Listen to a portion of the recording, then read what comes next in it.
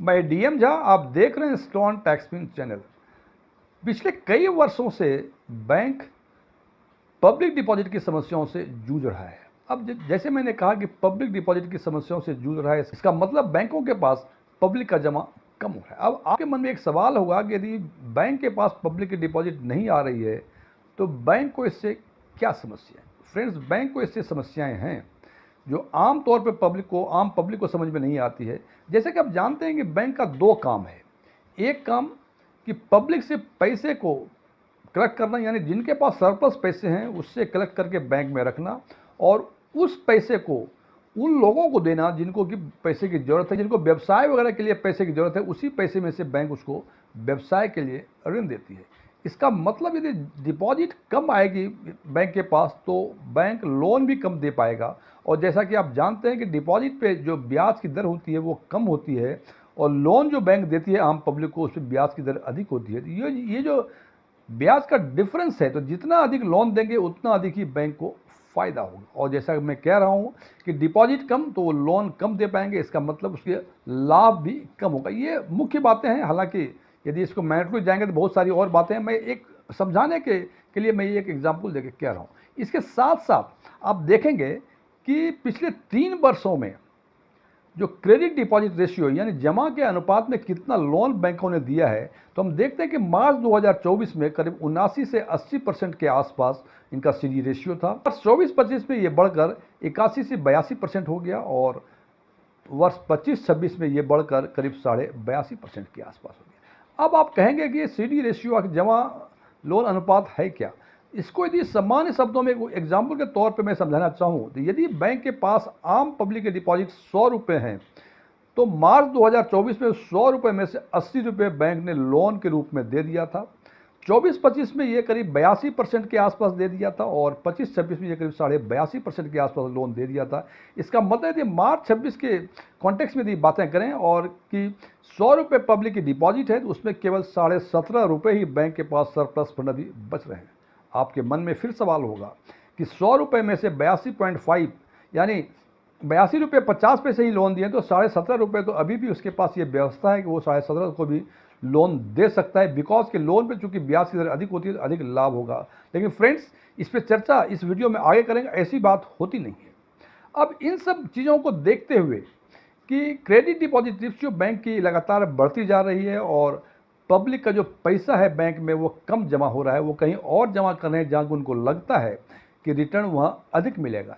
इस दबाव को देखते हुए बैंकों ने अपने ब्याज की दर बढ़ाना शुरू कर दिया, और आज के दिन में 444 दिन की ब्याज की दर, यानी यदि आप 444 दिन की एफडी करेंगे सबसे अधिक ब्याज की दर मिलेगी, और इसी की चर्चा आज हम करेंगे। डिपॉजिट पर ब्याज की दर बैंकों में 3 तरह का होता है।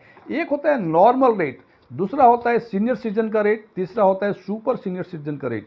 नॉर्मल रेट का मतलब ये उन डिपॉजिटर्स के लिए है जिनकी उम्र 60 वर्ष से कम है।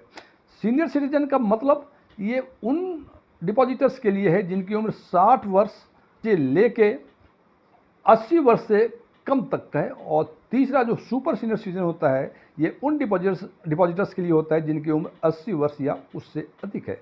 तो हम देखेंगे कि आज के दिन में यदि आप स्टेट बैंक ऑफ इंडिया में 444 दिन की फिक्स डिपॉजिट करते हैं तो नॉर्मल रेट इसका 6.45% है, जबकि सीनियर सिटीजन के लिए यह रेट 0.5% बढ़कर 6.95% है, और सुपर सीनियर सिटीजन के लिए रेट 0.10% बढ़ के 7.05%। यानी यदि आपकी उम्र 60 वर्ष से कम है तो आप 444 दिन की फिक्स डिपॉजिट यदि स्टेट बैंक ऑफ इंडिया में करेंगे तो 6.45% मिलेगा, सीनियर सिटीजन है तो 6.95% मिलेगा, और सुपर सीनियर सिटीजन है तो 7.05% मिलेगा। और यही interest rate bank of Baroda में भी है, यानी नॉर्मल रेट 6.45%, सीनियर सिटीजन 6.95% और super senior citizen 7.05%। Canara bank में ये इंटरेस्ट अलग है। नॉर्मल रेट 6.50% है, सीनियर सिटीजन के लिए ये 7% है, और सुपर सीनियर सिटीजन के लिए 7.30%। अब बात करते हैं इंडियन बैंक की। बैंक का नॉर्मल रेट 6.80%, सीनियर सिटीजन का 7.10% और सुपर सीनियर सिटीजन का 7.35%। अब बात करते हैं पंजाब नेशनल बैंक की। पंजाब नेशनल बैंक में नॉर्मल रेट 6.60% है, सीनियर सिटीजन के लिए 7.10% है, लेकिन सुपर सीनियर सिटीजन के लिए 7.40% है। अब यदि इन पांचों ही जो बड़े पब्लिक सेक्टर बैंक्स हैं, इनको यदि एक साथ देखें तो हम देखते हैं कि नॉर्मल रेट सबसे कम स्टेट बैंक ऑफ इंडिया और बैंक ऑफ बड़ौदा 6.45% है, उससे अधिक केनरा बैंक का है, उससे अधिक इंडियन बैंक और पंजाब नेशनल बैंक का 6.60% है। और चूंकि नॉर्मल रेट का ये क्रम है, तो इसी क्रम में सीनियर सिटीजन और सुपर सीनियर सिटीजन का भी इंटरेस्ट रेट होगा। अब इसमें एक बेसिक डिफरेंस देख लें आप देखते हैं कि नॉर्मल रेट और सीनियर सिटीजन के रेट में जो डिफरेंस है वो 0.50% का है। उदाहरण के तौर पे यदि हम केनरा बैंक की बातें करते हैं तो नॉर्मल रेट 6.5% है और सीनियर सिटीजन का 7% है, यानी 0.5% उसमें अधिक है। ये सभी बैंकों में है, लेकिन सीनियर सिटीजन से सुपर सीनियर सिटीजन में रेट का डिफरेंस हर बैंक का अलग अलग है। उदाहरण के तौर पे स्टेट बैंक में सीनियर सिटीजन का रेट 6.95% है, उसमें 0.10% बढ़ के सुपर सीनियर सिटीजन का रेट 7.05% है। एसबीआई और बैंक ऑफ बड़ौदा में यही क्रम है। यही बात यदि केनरा बैंक की करें तो केनरा बैंक में देखते हैं आपकी सीनियर सिटीजन 7% है और सुपर सीनियर सिटीजन 0.30% अधिक है, यानी 7.30% है। वही बातें इंडियन बैंक की करें तो इंडियन बैंक में सीनियर सिटीजन 7.10% है और सुपर सीनियर सिटीजन 7.35%, यानी 0.25% का डिफरेंस है, यानी सुपर सीनियर सिटीजन को सीनियर सिटीजन के कंपैरिजन में 0.25% अधिक मिलता है। लेकिन पंजाब नेशनल बैंक, जिनका कि सीनियर सिटीजन का रेट 7.10% है और सुपर सीनियर सिटीजन का 7.40% है, यानी 0.30% का अंतर है यदि हम तुलना करें सीनियर सिटीजन के इंटरेस्ट रेट से तो। और ये सारे जो इंटरेस्ट रेट हैं ये उन फिक्स डिपॉजिट पर ही हैं जो 444 दिन का यदि फिक्स डिपॉजिट करते हैं तब ये रेट अप्लीकेबल होगा। और आज के दिन में इन सभी बैंकों में सबसे हाईएस्ट रेट 444 दिन के फिक्स डिपॉजिट पर ही है। मन में एक सवाल होगा कि आज के दिन में यदि देख लूँ कि सबसे अधिक ब्याज की दर पब्लिक सेक्टर बैंक में 6.60% है, जो कि इंडियन बैंक और पंजाब नेशनल बैंक के 444 दिन की फिक्स डिपॉजिट पे अप्लीकेबल है। अब सवाल होगा कि क्या आने वाले दिनों में बैंक ब्याज की दर और बढ़ाएगी?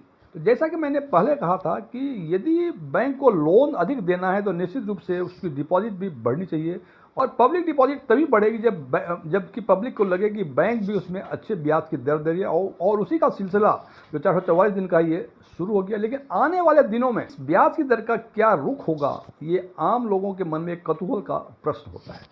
तो फ्रेंड्स, जैसा कि मैंने बताया था कि करीब 82.5% के आसपास आज के दिन में सीडी रेशियो है, यानी 100 रुपये में से 42 रुपये 50 पैसे बैंक लोन के रूप में बांट चुकी है। तो मैंने कहा था कि आपको लगेगा कि अभी भी तो 17 रुपये 50 पैसे बैंक के पास सरप्लस हैं। फ्रेंड्स, ऐसा नहीं होता है। बैंक का एक स्टैट्यूटरी रिक्वायरमेंट होता है, दो रिक्वायरमेंट है जिसको पॉलिसी रेट्स बोलते हैं, बैंक को वो मेंटेन करना होता है। दिन में SLR 18% है और CRR 3% है। इसको समान शब्दों में ट्रांसलेट करने की कोशिश करें तो बैंक के जितनी डिपॉजिट्स हैं उसमें से 18% सिक्योरिटीज़ के फॉर्म में बैंक को रिजर्व बैंक ऑफ इंडिया में रखने पड़ते हैं और 3% कैश के फॉर्म में रिजर्व बैंक ऑफ इंडिया में रखने पड़ते हैं। इसका मतलब यदि बैंक के पास, ये मैं सामान्य डेफिनेशन दे रहा हूँ, यदि आप इन बिटवीन द लाइंस देखेंगे तो थोड़ा सा डिफरेंस आम लोगों को समझाने की कोशिश कर रहा हूँ कि 100 रुपये में से 21 रुपये बैंक अपने मन से उस पैसे को लोन के फॉर्म में नहीं दे सकता, यानी 18% SLR के फॉर्म में और 3% CRR के फॉर्म में रिजर्व बैंक ऑफ इंडिया के पास रखने की मैंडेटरी रिक्वायरमेंट है। इसका मतलब कि बैंक, यदि 100 रुपये बैंक के पास जमा है तो उसमें से 18 रुपये उनके पास रहेगा और बैंक के पास केवल 79 रुपीज़ ही होते हैं जो कि वो लोन के फॉर्म में पब्लिक को डिस्ट्रीब्यूट या एलोकेट कर सकते हैं। यहाँ आपने देखा कि मार्च 2026 में 82.5% यानी 82 रुपये 50 पैसे लोन डिस्ट्रीब्यूट कर दिया है और 18 रुपये उनका रिजर्व बैंक ऑफ इंडिया के पास भी है। तो निश्चित रूप से बैंक के ऊपर दबाव है कि वो डिपॉजिट्स को बढ़ाए, और डिपॉजिट्स तभी बढ़ेंगे जबकि आप ब्याज की दर उसमें बढ़ाएंगे। पब्लिक को लगेगा कि अट्रैक्टिव रेट है, तभी आम पब्लिक बैंक में पैसे जमा करेंगे। दूसरी चीज़ें, जो जियो पॉलिटिकल सिचुएशन चल रहे हैं उसमें आपने देखा कि रिटेल इन्फ्लेशन लगातार बढ़ता जा रहा है। यदि पिछले 6 महीने के रिटेल इन्फ्लेशन की बातें करें तो हम देखते हैं कि अक्टूबर 2025 में ये 0.25% था, नवंबर में बढ़ के ये 0.71% हो गया। ये सारी बातें करें रिटेल इन्फ्लेशन की। दिसंबर में ये बढ़ के 1.33% हो गया, जनवरी में ये 2.75% हो गया, फरवरी में 3.21% हो गया और मार्च में ये 3.4% हो गया। हालांकि पिछले 6 महीने का जो रिटेल इन्फ्लेशन का रेट है, अभी भी जो रिजर्व बैंक का जो मैंडेट है 4% से नीचे, वो 4% से नीचे है। लेकिन जिस रफ्तार से ये रिटेल इन्फ्लेशन बढ़ रहा है और जियोपॉलिटिकल सिचुएशन जिस तरह से अमेरिका और ईरान का या ईरान इजराइल का जो भी इशूज है, उसके कारण निश्चित रूप से ग्लोबली रिटेल इन्फ्लेशन पर प्रेशर है और हो सकता है कि अप्रैल महीने का जो कि 14-15 मई के आसपास इसका नोटिफिकेशन होगा, हो सकता है वो 4% या 4% के पार रिटेल इन्फ्लेशन कर जाए और निश्चित रूप से बैंकों के ऊपर प्रेशर होगा। क्योंकि रिटेल इन्फ्लेशन इस हिसाब से बढ़ रहा है तो बैंक का डिपॉजिट्स पे रेट भी उनको बढ़ाना ही होगा।